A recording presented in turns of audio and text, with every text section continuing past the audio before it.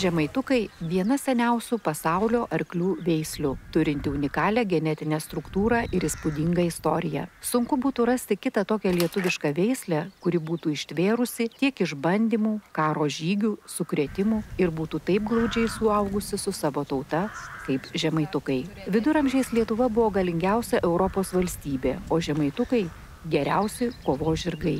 Garsas apie nepaprastas lietuvių žirgų savybės buvo nuėjęs toli už Lietuvos ribų. Tačiau ši dabar jau pripažinta kaip nacionalinė veislė net kelis kartus buvo atsidūrusi ant išnykimo grėsmės.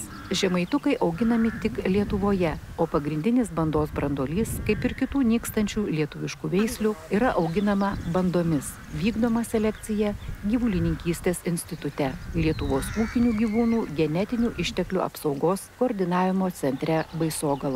Yra dalis veislių prarasta, bet tačiau kadangi jeigu Didžiojoje Britanijoje gyvulininkystės specialistų etatas universitete jau buvo įsteigtas XIX amžiaus vidury ir galima sakyti net XVIII amžiaus pabaigoje, tai pas mus tik tai tarpukariu pradėta, todėl būtent nebuvo užfiksuotos konkrečios veislių konkretus pavadinimai ir tiesiog gyvūnai kito ir tie dalinai senieji gyvūnai, kai kurie yra išnykę, kokie jie buvo, kadangi nėra rašytinių šaltinių, tai faktiškai nieko negalima pasakyti, nes pirmiausia tai buvo paminėti tik tai arkliai Lasickio knygoje apie žemaičių ir kitų netikrų krikščionių dievus aprašyme, tai va būtent ir tai neįvardintas veislės pavadinimas, bet mes pagal viską atpažįstam, kad tai buvo žemaitukai.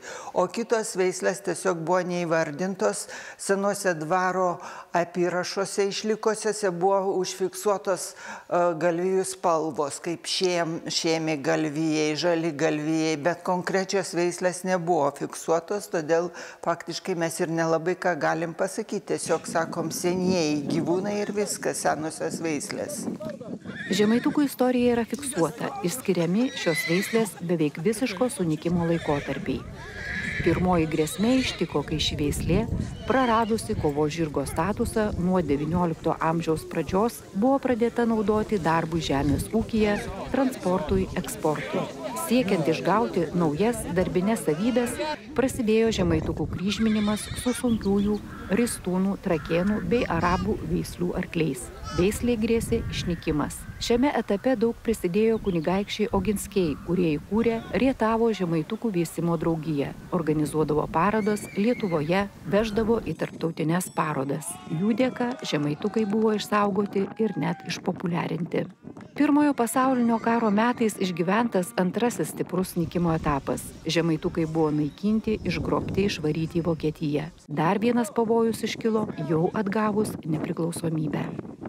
Lietuvai atgavus nepriklausomybę, šita veislė 4. kartą atsidūrė ties išnykimo riba, todėl kad žmonės atsivėrė sienos, žmonės pradėjo importuoti daug stambesnius, didesnius sportinius žirgus, kurie ir išstūmė būtent žemaitukų veislę. Ir po nepriklausomybės atgavimo prasidėjo atkuriamasis žemaitukų veislės darbas. Ir tas darbas prasidėjo nuo 30 žirgų likusių 94 metais. Tas darbas prasidėjo taip, iš tikrųjų, profesorius Šveiščio iniciatyva, mūsų instituto mokslo darbuotojo, profesoriaus iniciatyva buvo rengiamos ekspedicijos, prašoma Žemės ūkio ministerijos paramos likusiems žemaitukams supirkti iš pavienių augintojų, tai reiškia, buvo vykstama į įvairius rajonus, buvo skelbiama per laikraščių žurnalus, ieškoma, kas dar turi išlikusių su kilmės dokumentais žemaitukų ir buvo ieškoma, tipingi su dokumentais buvo supirkti čionais į institutą. Bet dalis žemaitukų buvo ir Vilniaus žirgyne. Kodėl taip svarbu išsaugoti žemaituką? Garsas apie nepaprastas lietuvių žirgų savybės buvo žinomas nuo senovės ir pasklidęs toli už Lietuvos ribų. Visais amžiais žemaitukai žavėjo savo ištverme, atsparumu, tvirta konstitucija, dailiu eksterjeru, universaliu darbingumu, ypatingu charakteriu.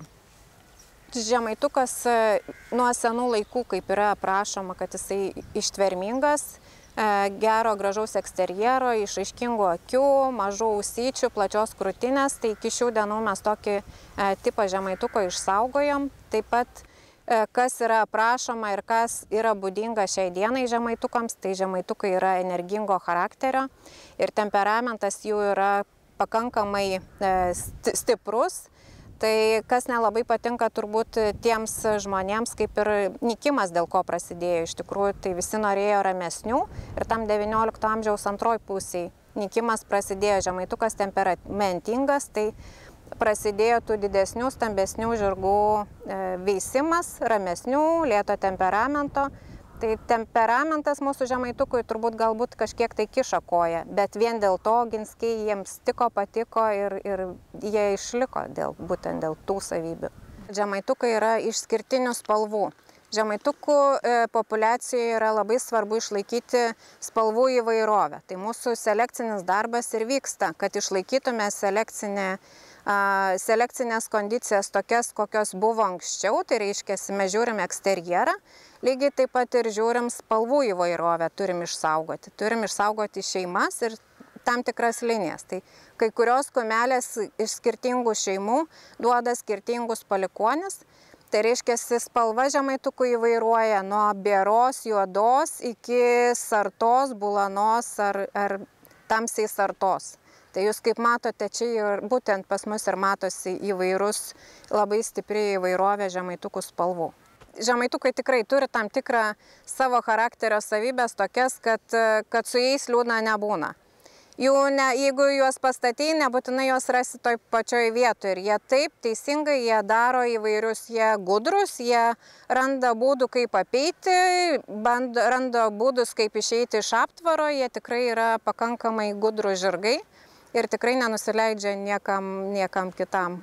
Užlipti jie man galvos tikrai neina. Jie yra su charakteriu žirgai, taip kad išlaikė tas senasias tradicijas senojo žirgo, kuris yra netoks jau ir prijaukintas.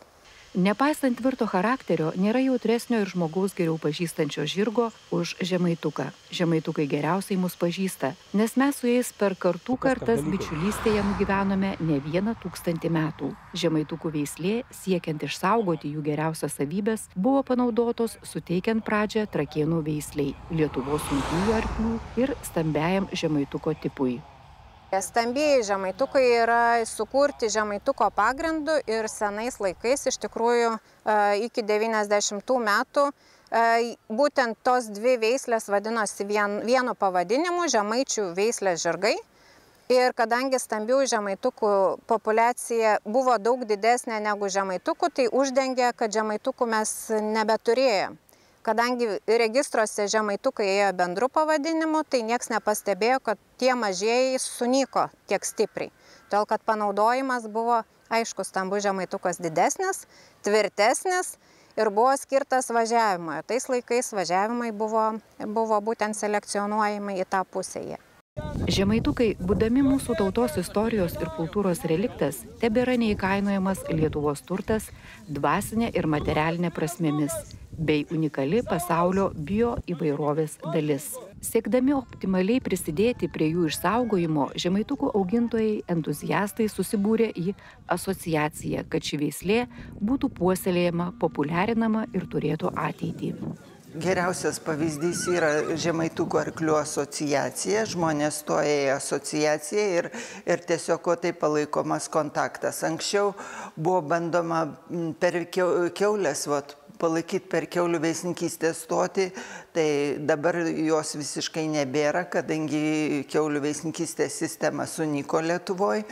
Ir tokio tiesioginio kontakto, žmonės, kurie žino, kreipiasi į mus ir tiesiog tokiais tiesioginiais kontaktais. Tie, kurie nori žąsų, kurie nori paršelių, kreipiasi į mus. Mes agituojam, kad jie ne tik tai užaugintų ir tos gyvūnus paskerstų ir panaudotų ir to užsibaigtų, bet tiesiog norėtumėm, kad jie veistų, bandom jiem aiškinti.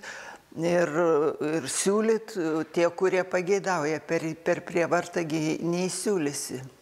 labai noriu pasidžiaugti iš tikrųjų. Žemaituko asociacija yra įkurta 1997 metais ir aišku, iniciatorius buvo Gyvulininkystės institutas, kaip inicijavo asociacijos veiklą, todėl kad buvo suprasta, kad tai, ką mes turime, be augintojų šalia ir be iniciatorių, kurie padėtų populiarinti šią veiklą, be organizacijos vienijančio žemaitukų mylėtojus, mes nepajudėsim iš vietos. Tai todėl buvo sukurta Žemaituko arklių augintojų asociacija. Taip pat Žemaituko asociacija šiai dienai vienija apie 90 žemaitukininkų.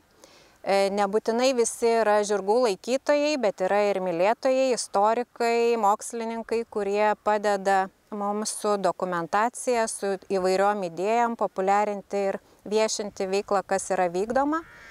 Kitas dalykas, augintojai ir noriu pasakyti, kad turim labai sąmoningus augintojų, Žemaituko arklių augintojų asociacijai.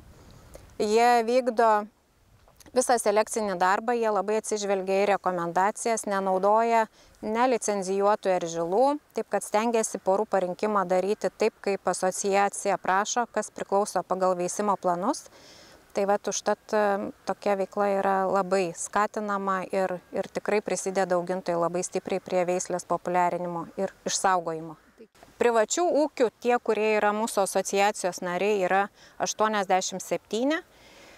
Tokie pasiskirstimai turbūt didžioji dauguma yra Žemaitijoje, kaip visa pradžia ir buvo nuo Žemaitijos. Tai Žemaitijoje 2014 metais žemaitukininkai pradėjo būtent tenais labai stipriai plisti, 2007 metais susipirko, tai žemaičiai turi savo kraujyje norą išsaugoti žemaitukus ir prisidėti prie jų išsaugojimo, tai yra labai stipriai kultūriškai ir istoriškai.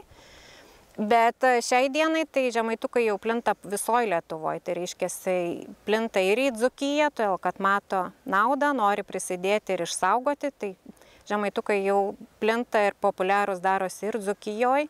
Ir žinoma, kad labai didelis regionas yra palei Vilnių, kur yra didžiausias žirgynas, Lietuvos žirgynas, kuris laiko vieną iš selekcinių branduolių žemaitukų veislės. Nuo kovinio žirgo iki nereiklaus pagalbininko ūkyje ar vaikų pramogai skirto žirgo. Toks platus panaudojimo spektras. Lietuvoje vis labiau populiarėja jodinėjimas žirgais. Nepaisant nedidelio ūgio, jodinėjimui puikiai tinka ir žemaitukų veislės žirgai. Gydantis kūną ir sielą bendravimas su žirgu dovanoja daug teigiamų emocijų ir palieka neišdildomus įspūdžius. Yra žmonių, kurie susiduria su žemaitukais, kurie pradėjo joti, kurie pradeda nuo mažiausio žirgo, tai yra tokių, kurie tikrai nori ir kurie jau nebenori pereiti prie tų didelių. Tai reiškia, mums pagrindinis turbūt dabar yra tikslas tai, kad mes galėtume panaudoti žemaitukus ne tik vaikų sportui, bet kad galėtume panaudoti ir suaugusių sportų, tai yra mėgėjams. Tai, kas darome yra kitose šalyse, būtent su mažųjų veislių žirgų populiarinimu ir panaudojimu yra naudojama būtent mėgėjų sportui. Tai manau, kad mūsų žemaitukai yra puikiai, su puikia šuolio technika, su noru šokti, su galingumu, jie gali kuo puikiausiai konkuruoti mažose paukščiuose su kitų veislių žirgais. Aš esu Dovilė ir čia yra Eržilas Tūzas ir mes kartu draugaujamės. Kiek jau metų ir kaip jums sekasi? Tai kadangi dirbu 11 metų jau čia, tai nuo pat jo gimimo pirmos dienos esam draugai ir diena iš dienos leidžiame kartu. Ar turėjot kitų žirgų nežemaitukų? Buvo praeityje taip ir grynakraujai, ir jojamieji Lietuvos, bet šiuo metu ir paskutiniu metu tik žemaitukai. Ar galėtumėt pasakyti, kokios yra išskirtinės žemaitukų savybės, kurios būtent ir simpatizuoja? Tai yra charakteris, ištvermingumas ir sveikata. Ir kiek laiko per dieną reikia skirti žirgui, kad jis gerai jaustųsi? Oi, jie norėtų tai visos dienos, bet tai būtų neįmanoma, tai kaip minimum stengiamės skirti bent jau valandą, apie valandą. Ką jūs veikia? Ristele risnuojat? Tai jojam, mocionas išsivedam, paganyti žolės, šukavimas, priežiūra, treniruotės. Kas žirgui labiausiai patinka? Oi, labiausiai tiems patinka šukavimas, maudynės ir žolė. O ar naudojat žirgus kažkokiam edukaciniam veiklom su vaikais, su žmonėm? Jo, edukacija tai, kad vaikai treniruojasi, joja žirgelius, daro treniruotės, dalyvauja varžybose ir užsiėmimai po pamokų tiesiog vyksta bendravimas su žirgais. Žemaitukai daug prisideda, padedant išryškinti ir kitus mūsų tautos nematerialaus paveldo aspektus – papročius, tradicijas, ritualus, senuosius amatus. Šios žirgus kuo dažniau turėtume matyti tautinių renginių, švenčių metu kaip savo istorinius simbolius. Asociacijos nariai žemaitukininkai yra labai aktyvus, tai turbūt viena iš aktyviausių asociacijų Lietuvoje, ką mes turime. Susigalvoja labai daug įdomių visokiausių istorinių reikalų, kurie padeda mums platinti žemaitukus ir nešti žinią apie žemaitukus. Tai yra vienas iš tokių yra žygiai ir mediniais ratais. Tai yra kultūros paveldas, istorinis paveldas plus žemaitukai. Tai reiškia, važiuojama su mediniais ratais į bėg žirgelį šventę. Ir neša tą žinią, kad buvo prekiaujama iš vežimų. Vežimais veža įvairias pintas, krepšius, lėles ar kažką tai. Tai būdavo keliaujama ir važiuojama į turgus. Tai vat, yra tokia tradicija, jau kelinti metai iš eilės į bėg žirgelis važiuoja su mediniais ratais. Važiuoja iš visų pusių. Pradėta aišku nuo Žemaitijos, bet šiai dienai jau keliaujama yra iš įvairių Lietuvos pakraščių. Tai kas yra bėda, tai aišku, mūsų geri keliai. Tai jau šiai dienai pasiekti Anykščius bėg žirgelį, tai yra sudėtinga, todėl kad apkrauti keliai, gražiai išasfaltuoti perėjimai, tai jau su žirgais keliauti darosi sudėtinga. Gyvulininkystės institute, kuris įsikūręs Baisogalos dvaro aplinkoje, šalia pievose ganosi žemaitukų bandos, o specialiuose instituto šaldikliuose saugomas jų genofondas, nes išnykimo grėsmė išlieka. Čia yra šaldiklis, kuriame laikoma genetinė medžiaga. Genetinė medžiaga tai yra kraujas, DNR išskirta, tai yra tokie mėgintuvėliai, tose mėgintuvėliuose yra atrenkama genetinė medžiaga ir jinai užšaldoma ateities kartoms. Kad galima būtų atlikti tam tikrus mokslinius tyrimus arba kad galima būtų atkurti paskui veislės arba populiacijas iš genetinių ląstelių. Taip pat šiandien yra šaldiklis, kuriame yra jau sukrauta irgi, matote, labai daug vietinių kiaulių genetinė medžiaga, taip pat mes laikom ir galvijų, kiaulių, žirgų ir žąsų genetinę medžiagą. Tai manau, kad visa tai lieka moksliniams tikslams ir lygiai taip pat liekama ateities kartom, kad galėtume nustatyti, identifikuoti ir nustatyti charakteristiką mūsų genetinių išteklių, kai bus pažangesnės technologijos ir mes galėsime įvertinti tiksliau genomą ir taip toliau. Lygiagrečiai atliekamų mokslinių tyrimų, vykdomos selekcijos bei darbas su augintojais.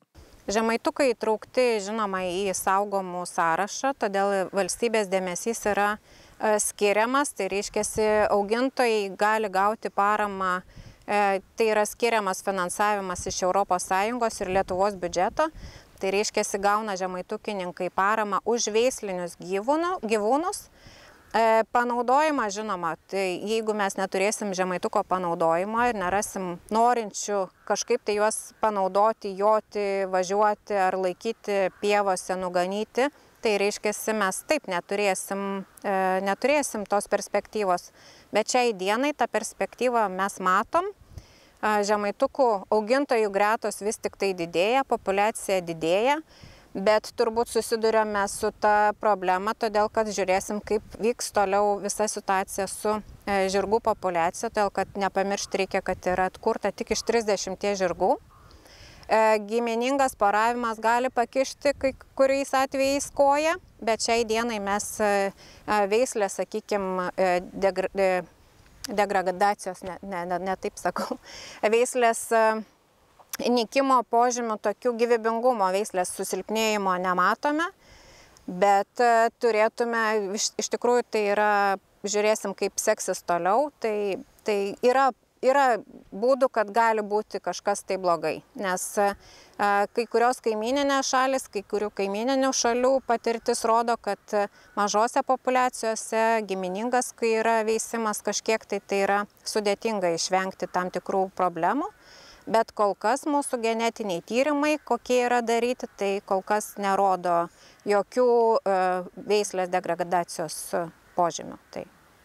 Genetinių išteklių apsaugos koordinavimo centras mes skaičiuojam visų veislių efektyvumo rodiklį. Efektyvumo rodiklis yra toksai, kad naudojamas žirgo, kiek panaudojama patinų ir kiek panaudojama kumelių veisimui tolimesniai kartai gauti. Tai reiškia, mes neatsižvelgiam vien tik tai į bendrą skaičių. Jeigu žemaitukų yra 800 ir 900, tai, sakykime, kai kurie žmonės jau sako, va, jau užtenka, pakanka, bet mes sakom, kad nepakanka, todėl kad kiek yra panaudojama kumelių ir kiek yra panaudojama ir žilų, kitai kartai gauti, tai yra vienas iš tokių rodiklių, į kuriuos atsižvelgiam ir mes sakom, būtent tuo remiantis efektyvumo rodikliu, mes sakome, kad veislė dar yra pavojaus būklėje. Žemaituko turbūt negalime lyginti su kitomis populiariausiomis pasaulio arklių veislėmis. Tai tiesiog mūsų nacionalinis pasididžiavimas, gyvasis kultūros paveldas, kuris privalo būti išsaugotas kaip mūsų istorijos dalis, integruota į dabartį. Ką turime, didžiuojamės, tikrai kadangi čia jau yra mūsų nacionalinis paveldas, ką mes jau mūsų tauta, ką reiškia jau tą veislę, kurį išsaugo iki mūsų laikų, dabar pas mus tai tikrai mes didžiuojamės tuo ir tikrai paliksim ateities kartom, kad ją išsaugota, kad ir jie toliau galėtų veisti ir didžiuotis, kad mes turim savo reiškia, būtent ūkinių gyvūnų genetinį fondą.